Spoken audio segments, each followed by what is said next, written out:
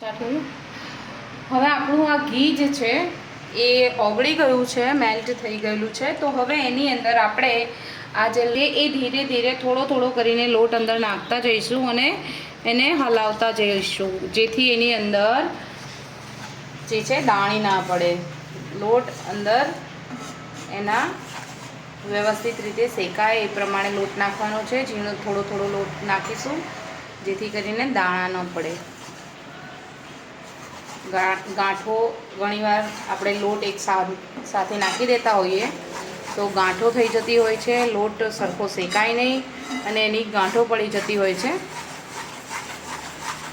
એટલે આપણે એને સતત હલાવતા રહેવાનું અને થોડો થોડો કરીને લોટ અંદર નાખતા જઈશું અને સતત હલાવતા રહીશું.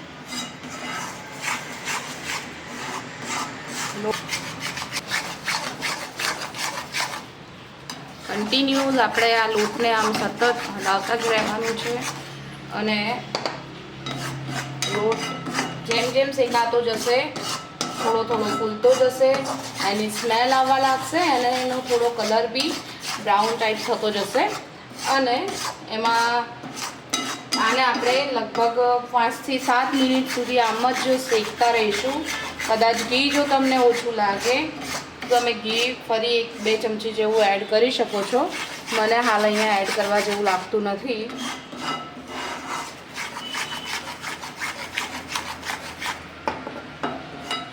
તો આપણો લોટ શરૂઆતમાં થોડું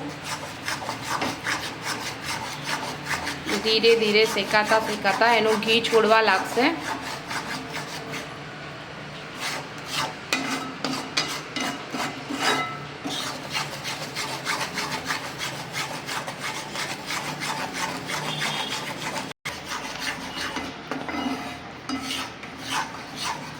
આમાં લોટ ધીમા આંચે જ આને શેકવાનું છે આપણે અને કન્ટિન્યુઅસલી આને આવી રીતે ચલાવતા જવાનું. જેમ જેમ શેકાતો જશે એમ તમારો લોટ આવી રીતે થતો જશે. સુખડી માટે લોટને જેટલું સારી રીતે શેકાવા દઈશું એટલી જ સારી એ સુખડી આપણી બનશે.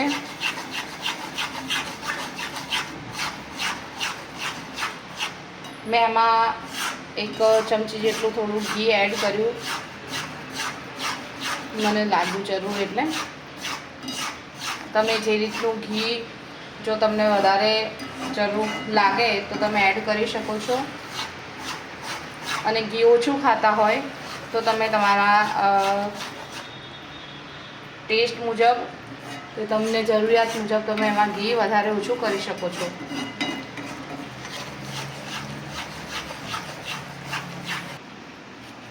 એક થાળી લઈ લેવાની છે. થાળીની અંદર આપણે થોડું ઘી એડ કરી એને ગ્રીસ કરી લેવાની છે.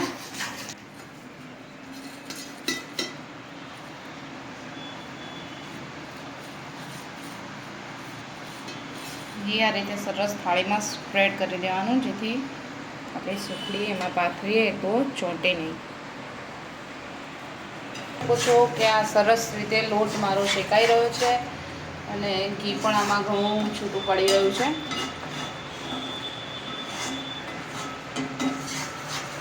લોટ થોડો થોડો ફૂલવા લાગ્યો છે.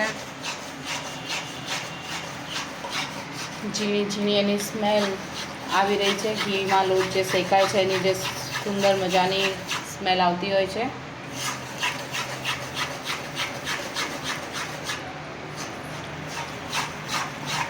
સુખડી આપણા ગુજરાતમાં બહુ પ્રખ્યાત એક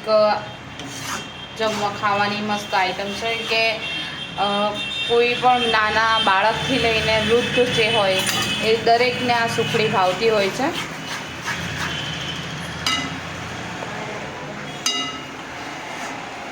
તમે જોઈ શકો છો કે આપણો લોટ જો સુંદર મજાની રીતે ફૂલવા લાગ્યો છે અને એમાંથી ઘી પણ ઓટોમેટિકલી છૂટું પડી રહ્યું છે અને બહુ સુંદર સુંદર એની ખુશ્બુ જે કહેવાય એ મસ્ત રીતે એની સ્મેલ આવી રહી છે. ઘી સાથે લોટ જે શેકાય છે ત્યારે જે એની સ્મેલ આવતી હોય છે અને આપણો લોટ જે છે થોડોક બ્રાઉન કલરનો થઈ રહ્યો છે.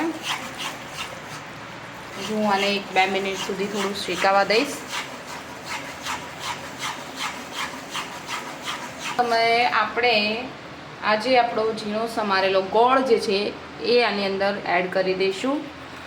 અને ગોળને ઝીણો સમારવાનું કારણ છે કે આ રીતે અહીંયા એડ કરતી વખતે ગોળ આની સાથે બહુ જલ્દીથી ઓગળી જાય. જો તમે ગોળ કકડો રાખશો કે મોટો રાખશો તો એ જલ્દીથી ઓગળશે નહીં અને સુખડી પછી ચવળ બનશે.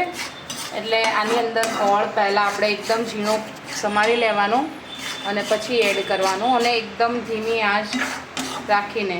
તમારે જો વધારે લાગે જરૂર તો તમે ગેસ ઓફ પણ કરી શકો છો, અદરવાઇઝ તમે આ જ રીતે ધીમી આંચ ઉપર સુખડીને બનવા દઈ શકો છો. જો તમે જોઈ શકો છો કે આપણો ગોળ જે છે એની સાથે મેલ્ટ થઈ ગયો છે અને સુખડીનું ટેક્સચર બહુ સરસ રીતે ટેક્સચર એનું આવી રહ્યું છે.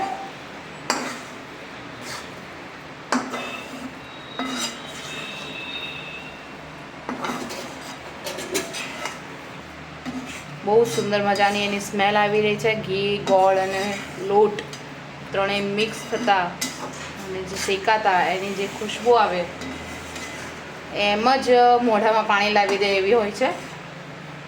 અને આપ જોઈ શકો છો કે સુંદર મજાનું ટેક્સચર સુખડીનું આવી રહ્યું છે. ગોળ બધો ઓલમોસ્ટ ઓગળી ગયો છે.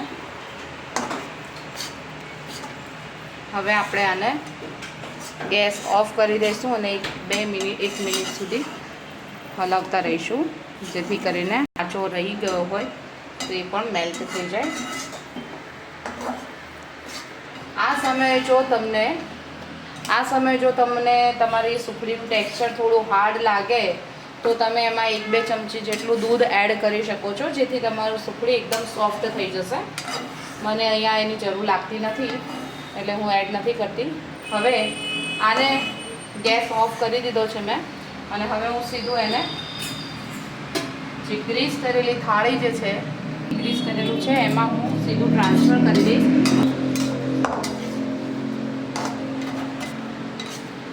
અને અહીંયા આને પાથરી દઈશું આપણે.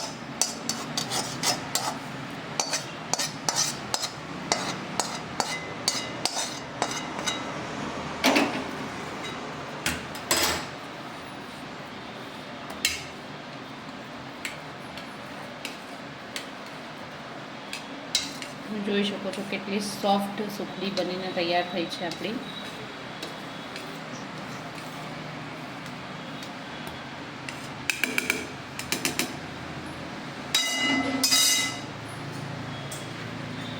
કરવા માટે એને થોડું સ્પ્રેડ કરવા માટે મેં લોટા પર નીચેની સાઈડ ગ્રીસ કરીને લગાવ્યું છે.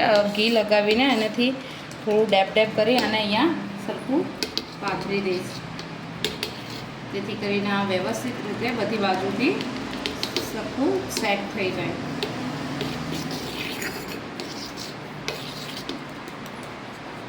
કિનારીની સાઈડ પર એને તવીતાની મદદથી કે પછી તમે ચમચીની મદદથી એને સરખી રીતે સ્પ્રેડ કરી શકો છો કે એની કિનારી તમને સરખી થઈ જાય. તમે જોઈ શકો છો કે ઘી કેટલું સરસ રીતે આની ઉપર પણ ઘી આવી ગયું છે અને આપણી સુંદર મજાની સુખડી બનીને તૈયાર થઈ ગઈ છે.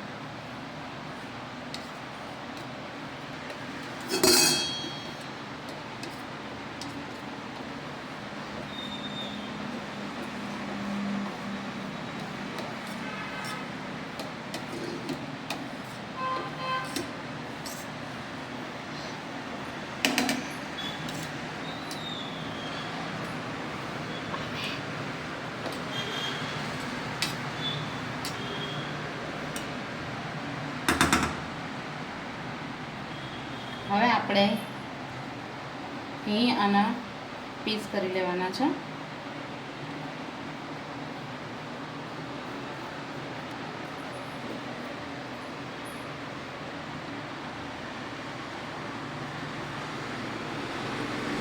ગરમ સુખડીમાં જ પીસ કરી લેશું.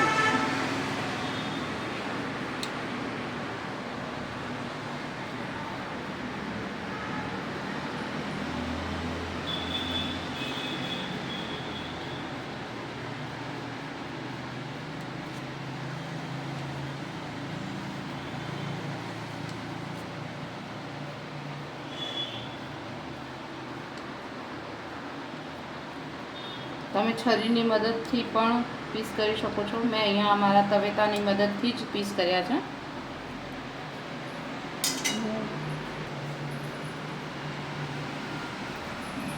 આપણી જે સુખડી જે છે એ કેટલી સુંદર મસ્ત બની છે એ હું આપને બતાવી દઉં. એકદમ સોફ્ટ સુખડી બનીને રેડી થઈ છે. હજુ આ ગરમ છે એટલે થોડી વાર એને ઠરવા દઈશું, ત્યારબાદ આપણે એને પીસ નીકાળીને હું તમને બતાવીશ.